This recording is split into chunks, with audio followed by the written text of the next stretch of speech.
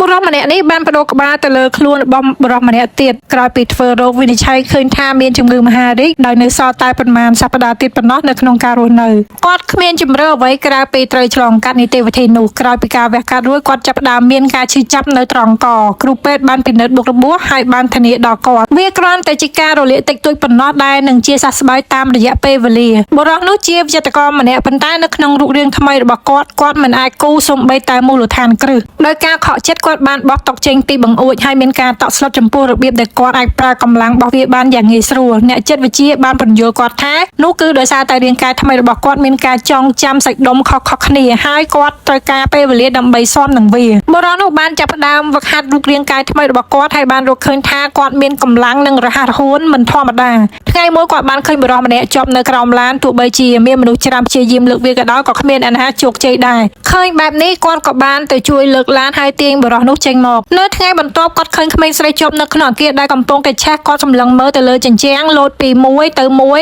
ដោយមនុស្សពីងពីងមនុស្សនៅតាមផ្លូវបានថតរូបហើយបង្ហោះតាមអ៊ីនធឺណិតគាត់បានជួយសង្គ្រោះក្មេងស្រីហើយបានក្លាយជាវីរបុរសថ្មីនៅក្នុងទីក្រុង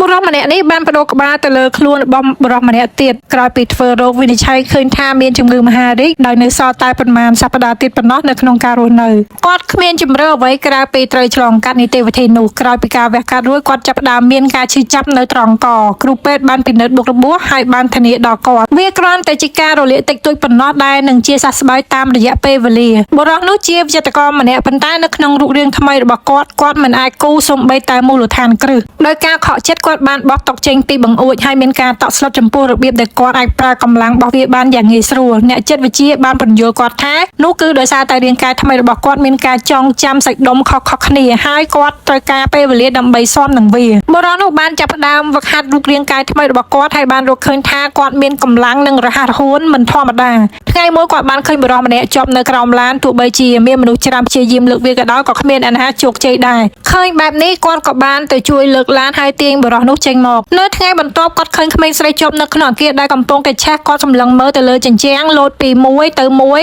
ដោយមនុស្សពីងពីងមនុស្សនៅតាមផ្លូវបានថតរូបហើយបង្ហោះតាមអ៊ីនធឺណិតគាត់បានជួយសង្គ្រោះក្មេងស្រីហើយបានក្លាយជាវីរបុរសថ្មីនៅក្នុងទីក្រុង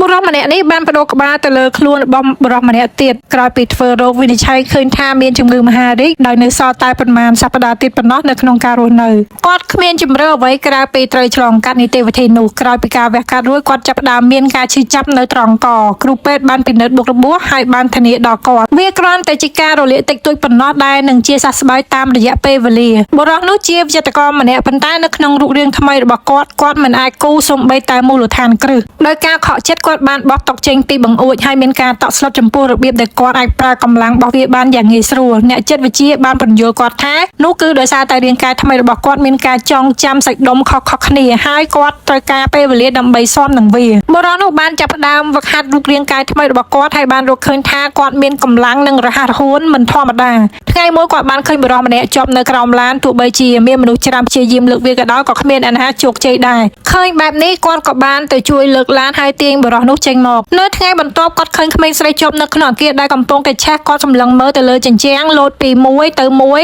ដោយមនុស្សពីងពីងមនុស្សនៅតាមផ្លូវបានថតរូបហើយបង្ហោះតាមអ៊ីនធឺណិតគាត់បានជួយសង្គ្រោះក្មេងស្រីហើយបានក្លាយជាវីរបុរសថ្មីនៅក្នុងទីក្រុង